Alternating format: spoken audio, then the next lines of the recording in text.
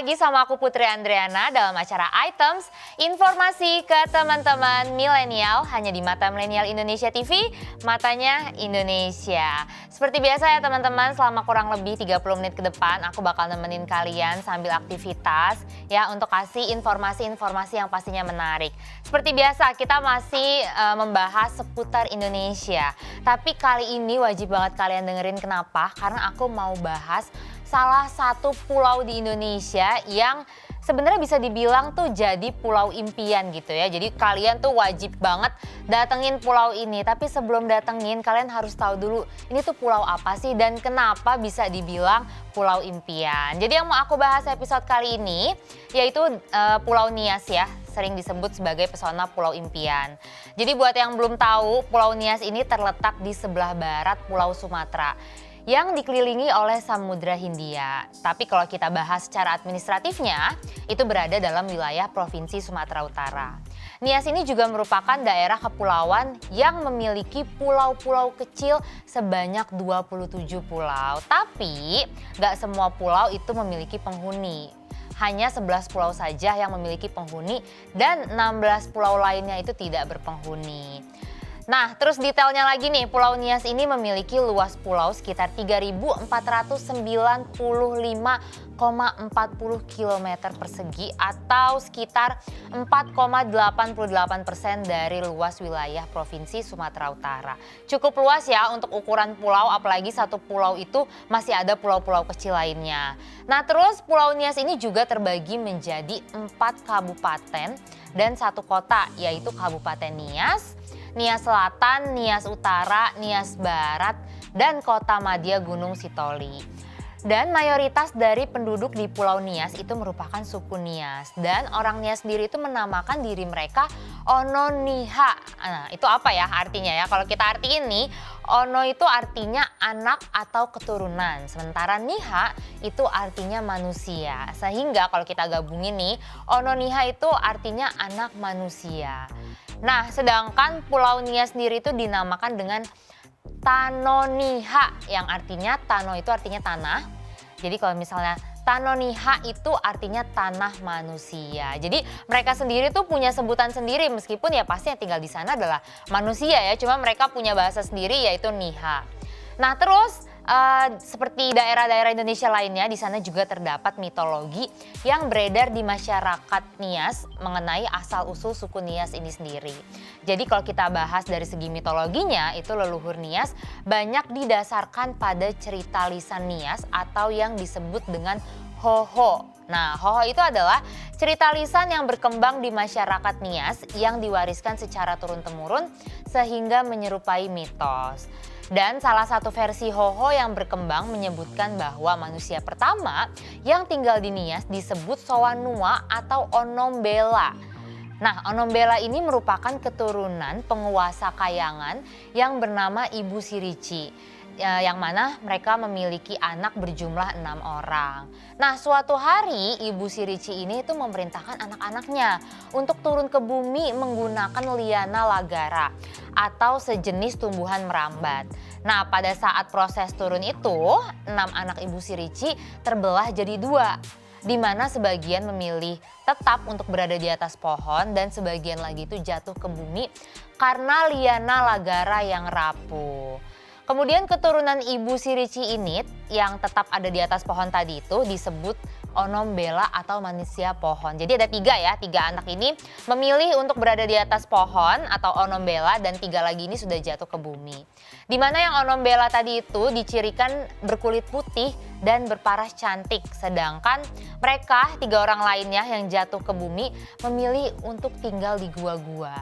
Dan mereka tidak disebut Onombela, namun disebut Nada Oya atau manusia gua.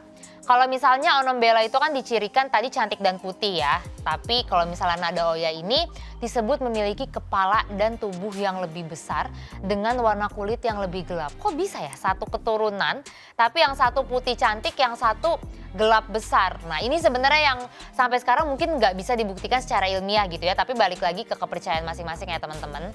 Nah terus ada lagi nih Hoho lainnya tentang asal-usul orang Nias yang didukung dengan penemuan artefak di gua-gua di Nias yang menunjukkan adanya kehidupan manusia di masa lalu. Kayak yang kita belajar sejarah waktu SD kan. Nah, di mana benda-benda prasejarah itu antara lain adalah alat-alat tulang, batu serpih, batu pukul, hingga pipihan ditemukan di sana.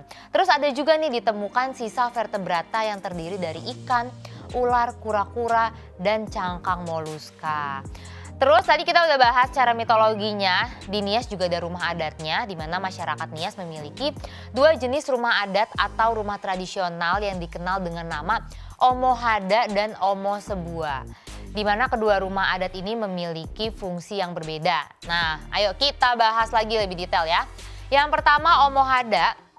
Jadi rumah adat Omo Hada ini merupakan rumah untuk rakyat yang bentuknya itu persegi panjang dan berdiri di atas tiang. Kemudian setiap Omo Hada ini memiliki 6 tiang utama yang menyangga seluruh bangunan. Di mana 4 tiang tampak di ruang tengah rumah dan 2 tiang lagi itu tertutup oleh papan dinding kamar utama. Terus masih ada 2 tiang lagi yang berada di, maksudnya 2 tiang yang tadi di tengah rumah itu disebut Sima Lambuo dan yang berupa kayu bulat yang menjulang dari dasar hingga ke puncak rumah. Terus 2 tiang lagi itu disebut Manaba yang berasal dari pohon berkayu keras dan dipahat segi 4. Sama seperti 2 tiang yang berada di dalam kamar utama, setiap tiang itu memiliki lebar dan panjang tertentu ya antara satu dengan lainnya, di mana semakin lebar jarak antara tiang Sima Lambuo dengan tiang Manaba itu makin berpengaruh si pemilik rumah. Ini kayaknya kalau ngomongin Nias tuh namanya ada Omo, ada Hoho gitu ya, kayak ada Oo-nya gitu, Ono. Berarti ini bisa kita notes nih salah satu ciri dari suku Nias. Terus masih ada lagi rumah adat lainnya yaitu Omo Sebua. Ini rumah adat yang hanya boleh dihuni oleh kepala desa saja dan biasanya terletak di tengah area pemukiman. Bangunan ini material utama konstruksinya yaitu kayu ulin besar yang kokoh, di mana nanti kayunya akan ditumpuk melingkar sebagai dinding, kemudian ditutup dengan atap yang menjulang tinggi. Dan ketinggian atap bangunannya itu bahkan bisa mencapai 16 meter. Kemudian ada yang unik lagi nih dari rumah adat Omo Sebua ini, yaitu pondasinya yang tahan gempa. Karena pasalnya sebagai pondasi dasar dari masyarakat Nias ini tuh memang menggunakan lempengan batu besar dan balok diagonal untuk memberikan fleksibilitas dan juga stabilitas. Ini membuat bangunan tuh jadi lebih aman dari resiko runtuh akibat gempa bumi. Nah, ini mungkin bisa jadi masukan ya buat bangunan-bangunan kekinian juga, entah gedung atau rumah-rumah yang sekarang. Jadi kalau misalnya ngikutin bangunan fondasi dari rumah adat Nias ini bisa lebih kokoh, bahkan bisa menghindari resiko runtuh akibat gempa bumi. Apalagi di kota-kota sekarang tuh kayaknya gempa bumi bukan cuman di dekat laut aja atau di daerah-daerah aja. Bahkan di Jakarta tuh belakangan ini sering gempa ya nggak sih kalau teman-teman ngerasain. Mungkin memang gempanya nggak se-ekstrim atau efek dari gempa di wilayah lain biasanya kan gitu ya, kayak dari daerah Banten, Sukabumi dan sebagainya. Tapi kalau misalnya memang bangunannya ini kokoh kayak rumah adat suku Nias, menurutku ini wajib banget dipelajarin sih. Ya kan, supaya nanti bangunan-bangunan di masa depan tuh bisa lebih kokoh. Apalagi manusia makin hari makin banyak ya kan. Jadi butuh pemukiman yang lebih banyak dan juga yang kuat gitu. Tapi kalau ngomongin soal suku Nias nih, bukan cuma rumah adat atau pulau-pulaunya aja, tapi ada kebudayaan Nias yang menarik juga. Aku nggak bakal bahas di segmen ini ya. Di segmen selanjutnya aku mau break dulu bentar. Jadi buat teman-teman jangan kemana-mana. Terus saksikan Items, informasi ke teman-teman milenial.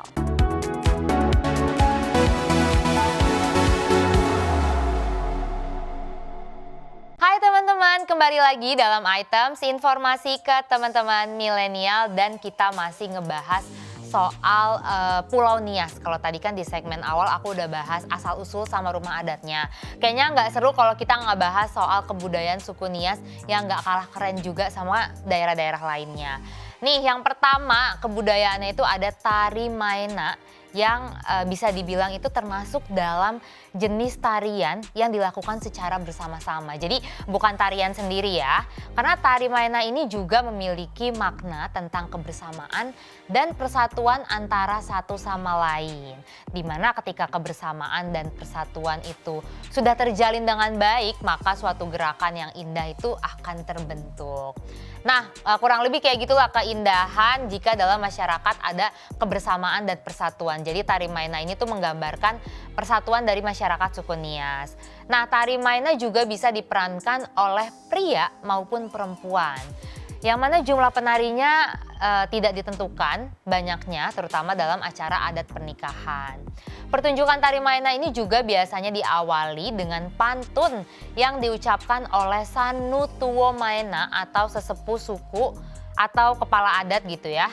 Dimana nanti pantun yang diucapkan itu biasanya disesuaikan dengan tema acara, entah mau acara pernikahan kah atau acara selamatan, itu nanti disesuaikan.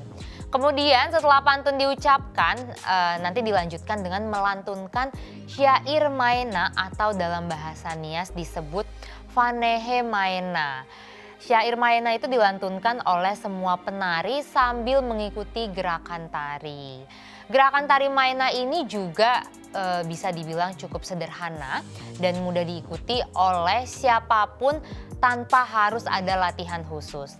Biasanya juga tari Maena ini memiliki gerakan yang mencakup gerakan tangan, kaki yang digerakkan secara berirama maju mundur ke kiri dan juga ke kanan. Nah, kalau kalian pengen tahu detailnya silahkan dicari ya. Kemudian di tari Maena ini formasi penarinya itu juga bisa berbentuk lingkaran, segitiga, segi empat atau bentuk-bentuk lainnya. Itu semua tergantung kondisinya.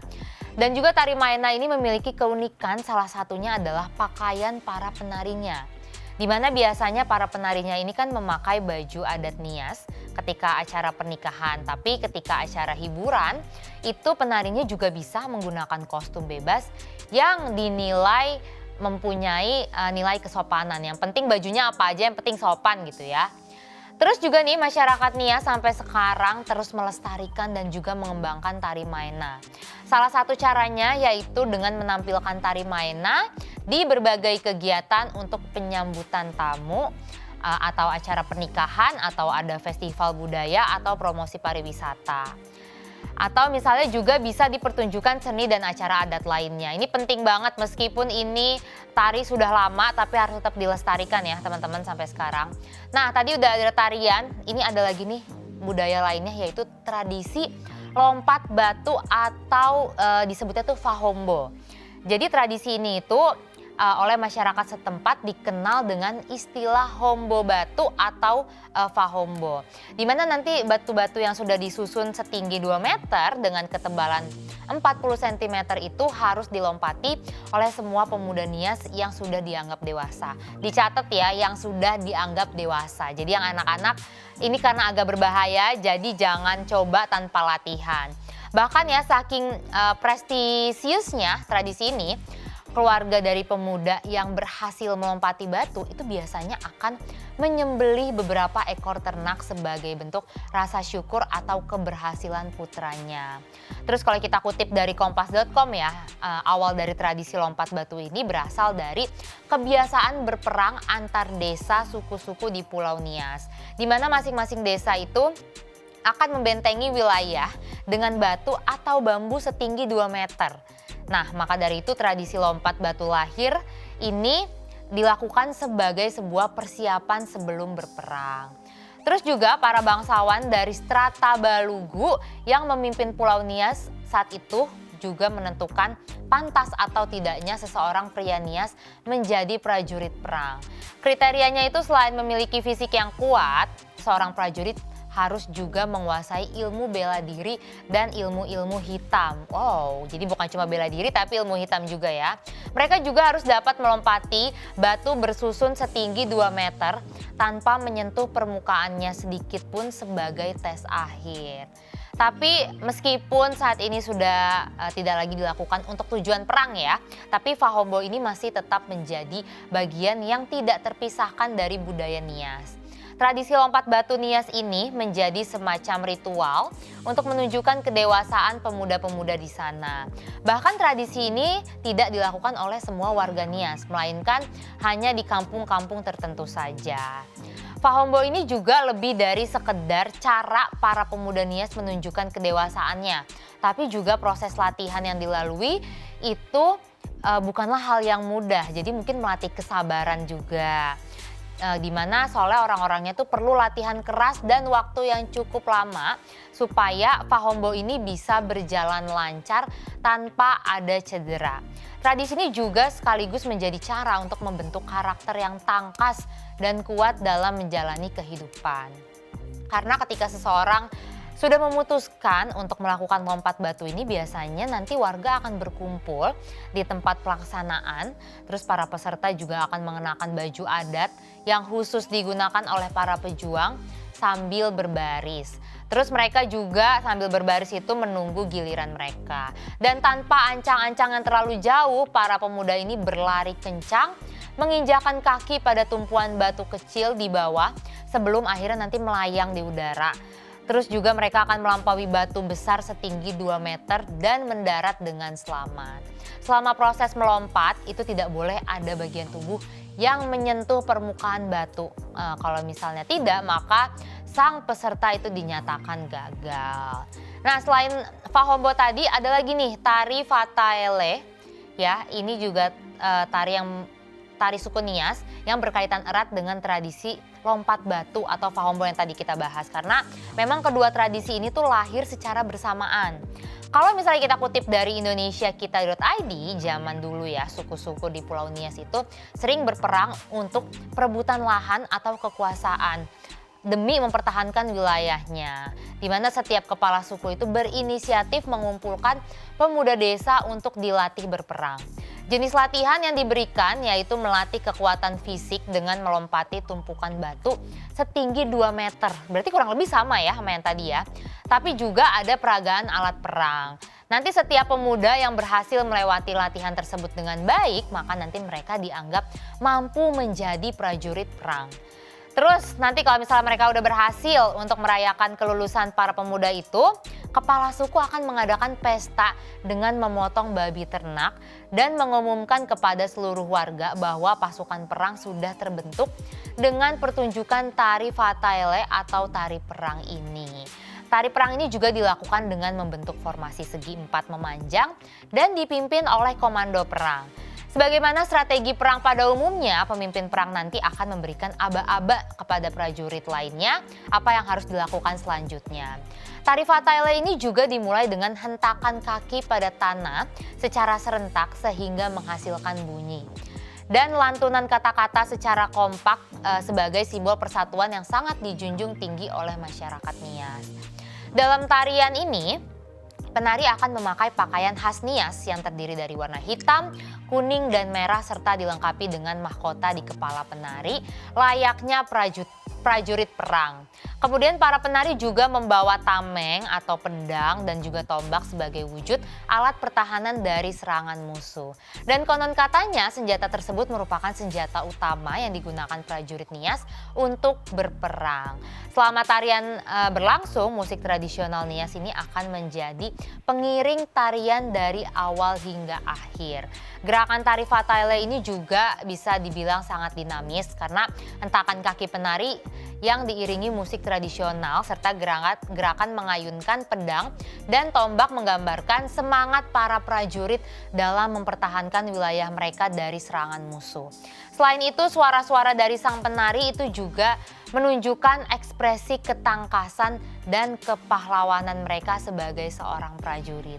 Wow, ini meskipun kebudayaan Pulau Nias cuma 3, tapi itu masing-masing memiliki kaitan erat ya. Jadi ada 2 tari, tapi salah satu tarinya tuh masih berkaitan dengan tradisi lompat batu tadi. Ini cukup serem, tapi aku ngebayanginnya kalau udah terbiasa pasti seru sih, ya kan? Nah, terus nggak cuma budaya aja, di Pulau Nias juga juga terkenal wisata-wisatanya. Ini biasanya yang paling kalian tunggu-tunggu ya kan, kalau kalian pengen jalan-jalan, pasti pengen tahu dong rekomendasi apa aja sih wisata di Pulau Nias. Nah, aku bakal balik lagi ya buat kasih tahu wisata di Pulau Nias apa aja, tapi di segmen selanjutnya. Jadi buat teman-teman jangan kemana-mana, terus saksikan Items, informasi ke teman-teman milenial.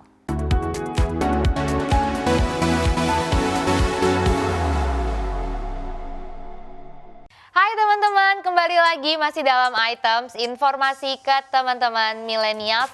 Pastinya masih bersama aku Putri Andriana yang akan jadi tour guide kalian meskipun secara online, tapi nggak apa-apa, dicatat dulu nih kalau misalnya emang kayaknya kalian tertarik untuk mengunjungi wisata-wisata yang ada di Pulau Nias. Langsung aja, yang pertama di sana itu ada Pulau Asu yang terletak di Kecamatan Sirombu atau tepatnya itu di Kabupaten Nias Barat di Sumatera Utara. Nah, lokasinya itu berada di sebelah barat Kabupaten Nias Barat, sebelah barat Kabupaten Nias Barat ya, yang berbatasan langsung dengan Samudra Hindia dan termasuk pulau terluar Kepulauan Nias. Terus kalau misalnya dalam bahasa Jawa itu memang ya asu tuh kasar, artinya kan anjing. Tapi penggunaan kata ini juga mempunyai konotasi negatif karena kerap digunakan sebagai bahan umpatan ya. Atau kita suka ngeledekin temen pakai bahasa kasar, makanya jadi negatif.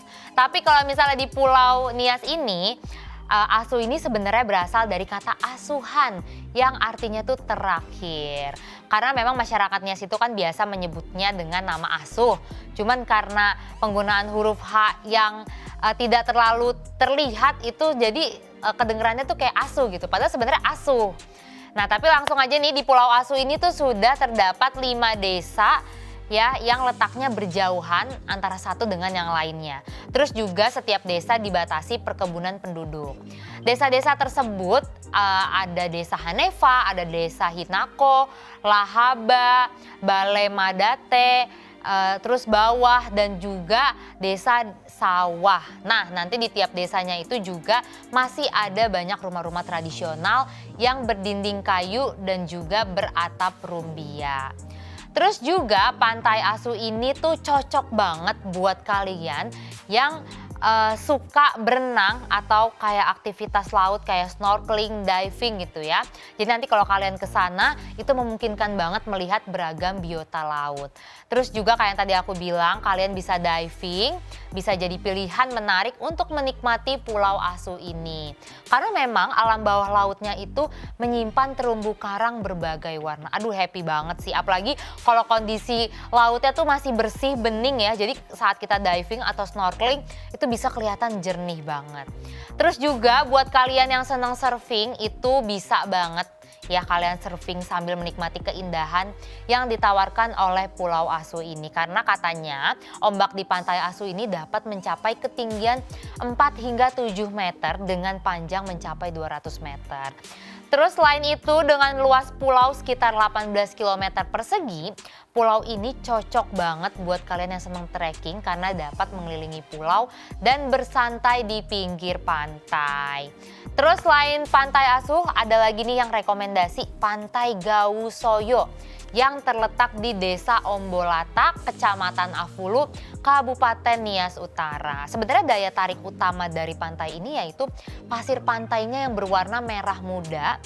Karena di mana Pantai Gausoyo ini tuh menjadi satu-satunya pantai berwarna merah muda yang ada di Sumatera. Lucu banget gak sih buat foto-foto sambil tiduran gitu kan. Tapi pasirnya tuh bukan putih, pasirnya tuh pink, itu pasti cantik banget sih. Terus uniknya lagi, pasir yang berwarna merah muda ini tuh hanya membentang sepanjang 1 km saja. Jadi sisa wilayahnya itu pasirnya sama seperti kebanyakan pantai pada umumnya, yaitu pasir yang putih bersih. Tapi meskipun memiliki keunikan dan daya tarik yang nggak bisa ditemuin di pantai lain di Sumatera Utara, Pantai Gausoyo ini ternyata masih sangat jarang dikunjungi wisatawan. Duh, sayang banget. Mungkin banyak yang belum tahu kali ya. Jadi pantai dan suasana sekitarnya tuh masih asri banget dan juga masih terjaga. Dan juga di sana banyak pepohonan di pinggir pantai yang membuat udara tuh jadi teduh dan sejuk. kalau misalnya kalian berlibur ke sana. Terus di balik keunikan pantai lainnya dengan pasir yang berwarna merah muda tersebut, ternyata ada juga cerita legenda yang sampai saat ini tuh berkembang di masyarakat sekitar. Katanya sih warna merah atau pink yang ditimbulkan di pasir pantai itu berasal dari ular haria, yaitu ular naga versi masyarakat Nias. Yang katanya dulunya berhasil dibunuh oleh Satria Lao Womaru di Goa Ular yang berada 8 km dari pantai. Di mana darah ular tersebut katanya tumpah sampai ke desa Ombolata Afulu dan abadi hingga saat ini. Tapi kalau misalnya dijelaskan secara ilmiah, warna merah atau pink di pasir pantai itu berasal dari terumbu karang yang bernama Homotrema rubrum yang memang memiliki cangkang berwarna merah. Dan terumbu karang ini terkena abrasi yang menyebabkan warnanya itu jadi menyebar ke bibir pantai. Nah ini make sense ya mungkin secara ilmiahnya. Jadi menyebabkan pasir pantai berwarna merah kemerah mudaan dari si terumbu karang tadi gitu. Terus masih ada lagi pantai yang keren yaitu Pantai Sorake yang terletak di Kecamatan Teluk Dalam, Kabupaten Nias Selatan, di mana pantai ini berhadapan langsung dengan Samudra Hindia. Makanya ombak di Pantai Sorake ini bisa mencapai 15 meter. Bahkan saking bagusnya kualitas ombak di Pantai Sorake ini, pantai ini dijadikan lokasi kejuaraan selancar kelas dunia. Seperti Nias Selatan Open Surfing Contest dan juga Nias Pro yang diikuti oleh peserta dari berbagai negara. Dan meskipun pantai ini seperti surga ya bagi para peselancar profesional, tapi bukan berarti kalian yang para pemula nggak bisa menikmati gulungan ombak di Pantai Sorake ini. Kalau misalnya kalian bukan peselancar profesional tapi memang tertarik untuk mencoba dan belajar, kalian bisa minta diajari oleh warga lokal di sana. Nanti mereka akan menjelaskan jenis-jenis ombak yang ada di Pantai Sorake, sekaligus juga bisa mengajari kalian teknik dasar berselancar. Wow, jadi buat kalian yang mau belajar ini harus ke Pulau Saroke ini. Terus waktu terbaik buat kalian belajar para pemula itu adalah pagi hari karena memang ombaknya itu nanti belum begitu tinggi sehingga kalian gak perlu mengayuh atau mendorong tubuh terlalu kuat ke tengah laut. Terus nanti kalau misalnya kalian sudah lelah ya mengarungi ombak, kalian bisa beristirahat di bibir pantai sambil menonton aksi para peselancar. Bahkan kalian juga bisa menginap di berbagai penginapan berkonsep surf camp yang menjamur di sepanjang pantai. Jadi kayaknya memang pantai ini tuh salah satu pantai yang khusus disediakan untuk para peselancar. Jadi bukan cuma bisa main, belajar, tapi kalian juga bisa nginep di sana. Nah, untuk sampai ke pantai ini kalian harus menempuh jalur udara dari Bandara Polonia Medan ke Bandara Binaka di Gunung Sitoli. Kira-kira itu perjalanannya memakan waktu kurang lebih sekitar 1 jam lah ya. Nah terus dilanjutkan lagi perjalanan dengan menempuh jalur darat menuju Pantai Sorake yang ada di Teluk Dalam. Nah nanti kalian boleh cari tahu lah. Atau mungkin ada jalur yang lebih cepat lagi sampai ya kan, mana tahu gitu. Terus ada lagi Pantai Tureloto yang terletak di Kecamatan Laweha, Kabupaten Nias Utara yang dikenal sebagai Laut Matinya Nias. Di sana kalian bisa merasakan sensasi mengapung di pantai tanpa harus jauh-jauh datang ke Yordania yang terkenal dengan laut matinya. Meskipun kalian gak bisa berenang, cukup dengan berdiam diri saja, maka nanti tubuh kalian tuh akan otomatis mengapung dengan sendirinya. Keren banget ya. Karena memang air di pantai Tureloto ini mengandung kadar garam yang sangat tinggi. Nah dulunya Tureloto ini juga memiliki hamparan pasir putih, tapi karena surutnya air laut, karena gempa tahun 2005 yang sempat menimpa Aceh, Nias ini cukup terkena dampaknya yang menyebabkan batuan karang naik ke permukaan. Dan gak cuman itu aja, hamparan karang ini juga bisa kalian temukan di bibir pantai, di mana deretan karang tersebut seolah membentengi lautan dari ombak besar dan membentuk danau atau kolam alam, membentuk seperti danau atau kolam alam yang bentuk karangnya juga unik. Terus salah satunya itu berbentuk lingkaran seperti otak manusia yang terlihat menonjol sehingga masyarakat menyebutnya dengan batu otak. Wow, memang kalau keindahan alam nih nggak bisa kita pungkiri gitu, bentuknya macam-macam dan juga unik. Wah, ternyata ngomongin Pulau Nias itu banyak banget wisatanya yang menarik, rumah adatnya yang keren, kebudayaannya juga yang keren. Ini kayaknya bisa jadi salah satu bucket list aku juga sih kalau aku pengen liburan. Apalagi aku juga tim yang liburan senang ke laut, senang diving, senang snorkeling, senang nongkrong di pantai gitu ya. Jadi kalau kalian memang sama kayak aku suka liburan ke pantai, wajib banget kalian ke Pulau Nias itu. Nah, sebenarnya masih banyak lagi nih informasi-informasi yang mau aku kasih tahu ke teman-teman. Mungkin ada wisata-wisata lainnya atau kebudayaan Indonesia lainnya, tapi sayang banget gak di episode kali ini. Aku harus pamit undur diri. Kita ketemu lagi ya di episode lainnya. Jadi buat teman-teman terus saksikan Items, informasi ke teman-teman millennials hanya di Mata Milenial Indonesia TV, matanya Indonesia. Bye-bye.